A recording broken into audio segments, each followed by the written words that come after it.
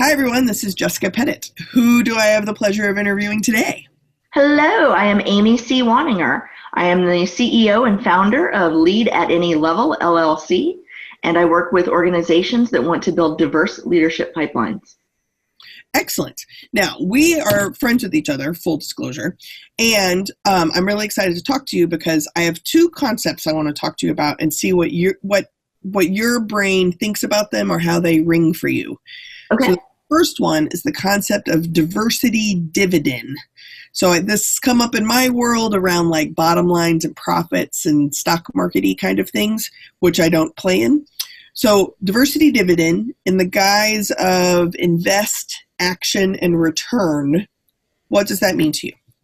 So I have this concept in some of the work that I do that I call diversifying your network portfolio that I think ties in pretty well. So just like we wouldn't invest all of our money in stocks where our cousins work or invest all of our money where, our spouses work, we probably shouldn't invest all of our time networking where we already know people and where everyone is just like us. So we need to spread that around a little bit because the more we do, the more different opportunities we find for ourselves and for others.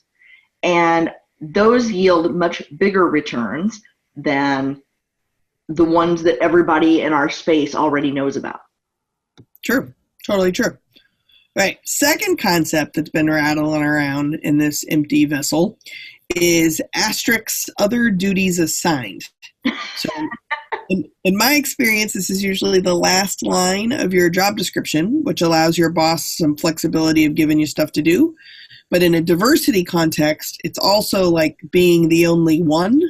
So there's tokenization and emotional labor, but there's also the kind of unofficial chair of an affinity group that you become, that then that time resource doesn't actually get evaluated as part of your job.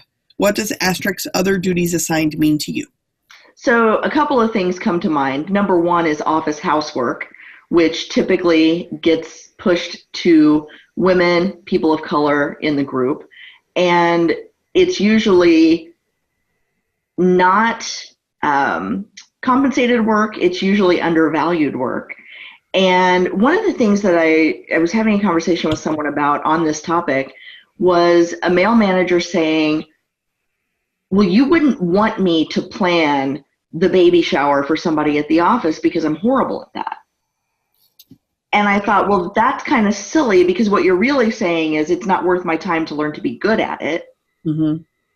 If I were in a similar context and I said, well, you don't really want me to manage a project because I'm not that good at it in an office setting, that would probably not go over very well in terms of my evaluation, my review, my promotability, that sort of thing.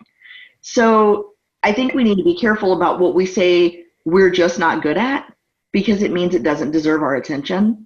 That's a great. And typically that means it's beneath us. And if you truly see your team members as equals, then a job that, is beneath you would also be beneath them. And if you don't believe that a job is beneath you, then you should probably learn how to be good at it at least once. Or if we use your counter example of like, oh, I shouldn't be managing projects, I'm not very good at it, because that's probably part of your job, you fake it. Right. Right. And so the baby shower is part of your job culture, and it means even more if you faked it, right? Like, I don't know how to wrap a present to save my life. And I have never had a single person come up to me and be like, you know what, this was actually asymmetrical and I could see the cut lines, and the fact that you used duct tape really wasn't appropriate. Because they know, and I'm trying, and that's the point. I love that. That was great. That's great. The worse you suck at something, the harder you should try to do it just once. Mm-hmm. That's great. Okay, one of the things that you said in your survey that definitely sets you apart from just the like clump of diversity people is you, and you said this at the top of the show, so you specifically said the show, you said this at the top of the show, is you do career advancement through networking. And then I want you to talk a little bit about your awesome Champ Ignore, because what you do measures not just the depths of the networks, but it also measures breadth of all the different types of networks and the depths with the individuals, which then what I loved when I saw you present recently is then it gives me action items of not go collect different people, but working with the people that are already in my life, like go have an agenda for lunch, go get to know people in a way that actually does create not just more networking, but could advance their career as well as mine. Absolutely. Yeah, so I have a 3-dimensional grid that fits on a sheet of paper, which doesn't make any sense at all, but it really is 3 dimensions. So like you said, it's the depth of your network, it's the breadth of your network, and then it's the depth of your relationships.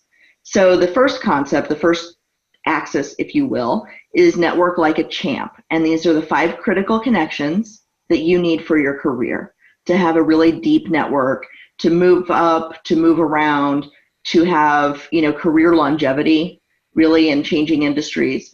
And it's really about getting a 360-degree view of your job, your industry, your company, and your work. Okay. And then the second axis is what perspective does your network ignore? And I spell ignore with 2 G's on purpose. And this goes through each of those networks in your CHAMP model. So, for example, you should have a network of customers. That's what the C in CHAMP stands for. Okay. And you should have so within your customer network, you should look for diverse perspectives in different industries, across different generations, across different gender identities, across different national origins, native languages, sexual orientations, race and ethnicities. And then you apply that same concept to all of the networks in your CHAMP framework.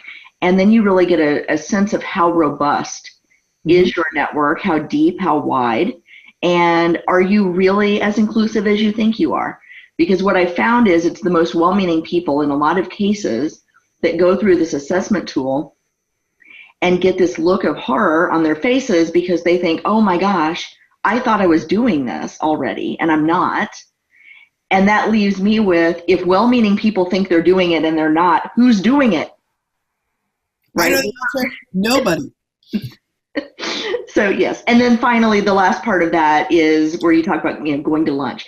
It's exchanging stories and exchanging your values and like your moments of truth with the people around you, so they know where you're coming from, you know where they're coming from, and you start building trusting relationships quickly, so that you maintain these connections over time. Kind of like we did, Jess. Yeah, absolutely.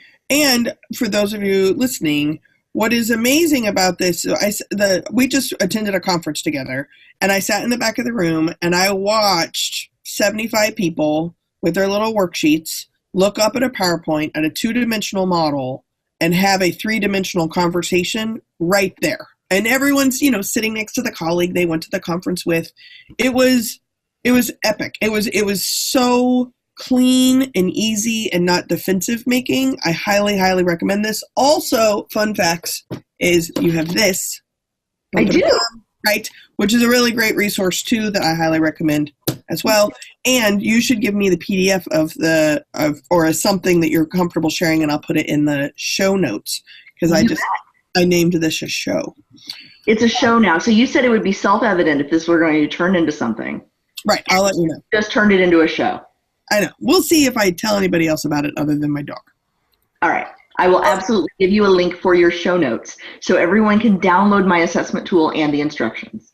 Oh, perfect. That's great. Perfect. And what a great way to, specifically for the well-intentioned folks that are probably more than likely the audience for this, right, is to really take a self-assessment and be like, wait, how am I actually doing?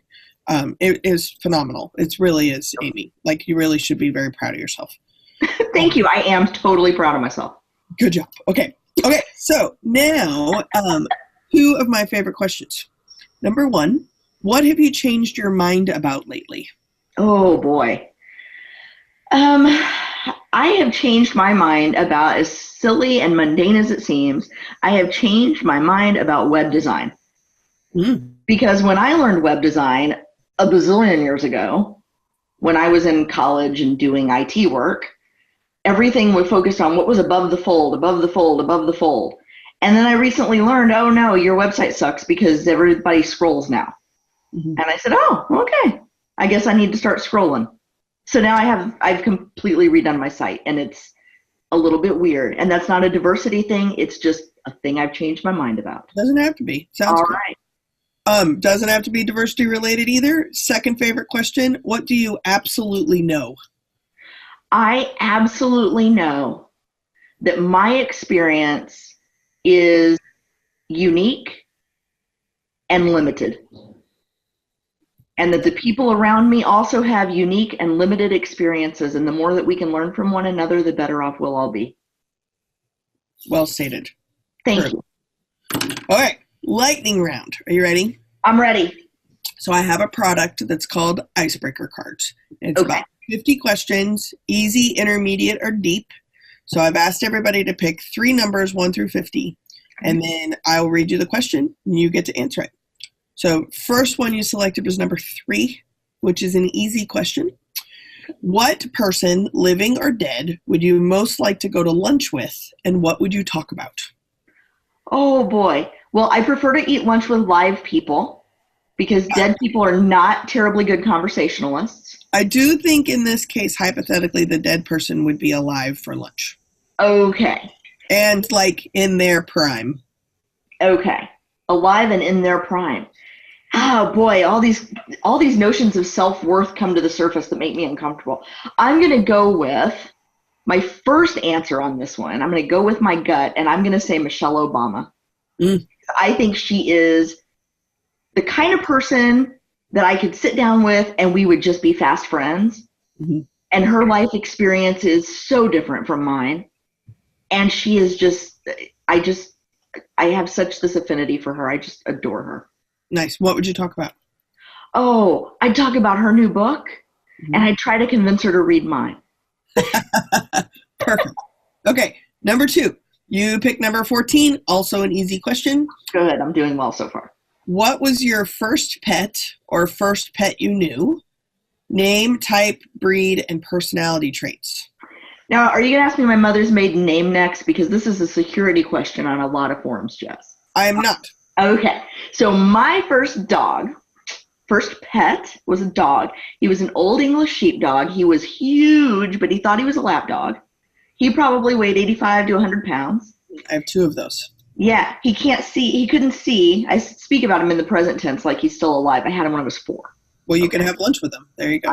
Oh, that would be. He came to visit me on my wedding day. I can tell you that story sometime else. But anyway, he was an old English sheepdog. He would sit at the top of the hill behind our house with his hair hanging down over his eyes. You swore he couldn't see anything, but he watched the whole neighborhood from that spot every single day. Mm-hmm. And his name was Mr. Bojangles, and he would go to the playground with me, and I would go up the slide and down the slide, and he would go up the slide and down the slide, and he would bring his dinner bowl in his mouth when it was time to eat, and he was the best dog ever. Don't tell my current dog that I said that. I won't at all, but it's a pretty great dog. Yeah, he's awesome. All right, number 3 is deep. You win. If you suddenly found the courage to do one thing that you've always been afraid of doing, what would you want it to be? Whew. I would do a national television show. Whoa. I think that would be fun, but it terrifies me because I have a hard time sitting still. Yeah. That's a great answer. Thank you. Very cool. Well, thank you for spending some time with us today. If people want to hire you, which of course they do, or find or read more, where do they go, Amy?